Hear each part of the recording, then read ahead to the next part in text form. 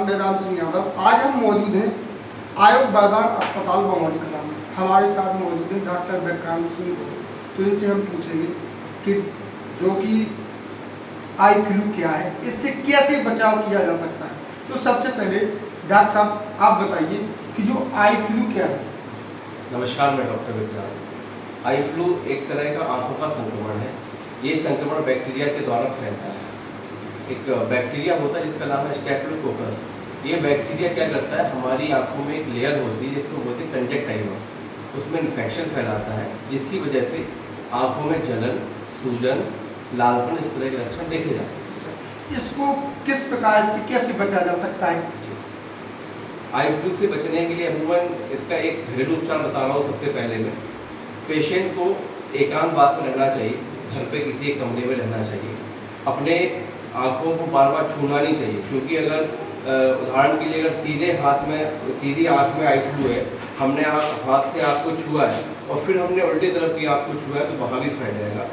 जो रोगी है उसको उसकी तौलिया, तकिया, बिस्तर सब अलग रखना चाहिए और आँखों को चश्मे से ढक के रखना चाहिए। अच्छा, जैसे कि किसी को आई फ्लू है तो कैसे वो फैलता है, एक दूसरे से कैसे फैल जाता है?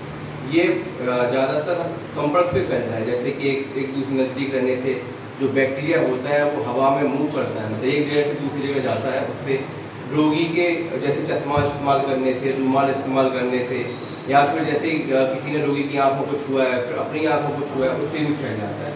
तो कुछ दिन के लिए इसमें रोगी को एकांतवास में रखना चाहिए। अच्छा, क्या कारण है कि सब काला ही चश्मा लगाया जाता है जिससे इसका बचाव है, ऐसा क्या कारण है?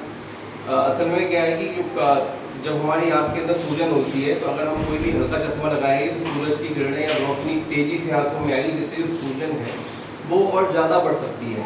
इसीलिए जो काला चश्मा होता है वो क्या करता है, प्रकाश को पूरी तरह आँख के अंदर नहीं आने देता है, जिसकी वजह से आँखों में जो इरिटेशन होती है, मतलब कि जो चुभन होती है वो कम हो जाती है। इसलिए ज़्यादातर लोग काला चश्मा यूज करते हैं। इसीलिए ऑपरेशन के बाद भी काला चश्मा बताया जाता है पेशेंट को लगाने के लिए। इसके ऊपर कौन कौन से बचाव हैं, जैसे कि इससे बचने का क्या बचाव? तो इसके वही है कि पेशेंट को एकांत रखना चाहिए।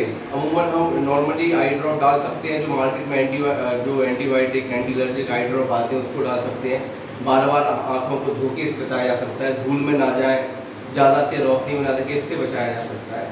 अगर मरीज को बहुत ज़्यादा आँखों में दर्द, जलन, सूजन बढ़ रही है, आंसू बहुत ज़्यादा आ रहे हैं, ऐसी कंडीशन में हमें घरेलू उपचार नहीं करना चाहिए, डॉक्टर की परामर्श जरूर लेना चाहिए। क्योंकि कई बार जो आई फ्लू होता है वो ज़्यादा संक्रमित होने के बाद पेशेंट की लेंस भी खराब कर सकता है, आँखों की रोशनी भी खराब कर सकता है।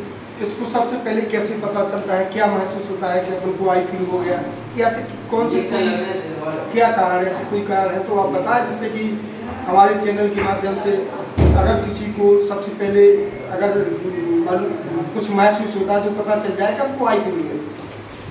आई फ्लू को सबसे पहले पेशेंट को जैसे ही पहली बार संक्रमण होता है, संक्रमण होते ही आंखों में एक हल्की सी चुभन जैसी होती है, जैसे कुछ चला गया हो। चुभन के साथ जब पेशेंट आँख को मलता है तो हल्की सी रेडनेस, लालपन स्टार्ट होता है।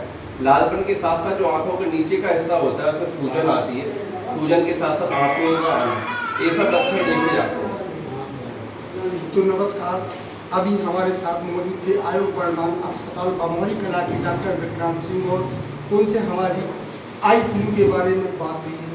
और तमाम आगे और भी कोई कुछ आता है तो हम उनसे तमाम बातें अपने चैनल के माध्यम से दिखाते रहेंगे। कैमरा मैन सर के सामने बात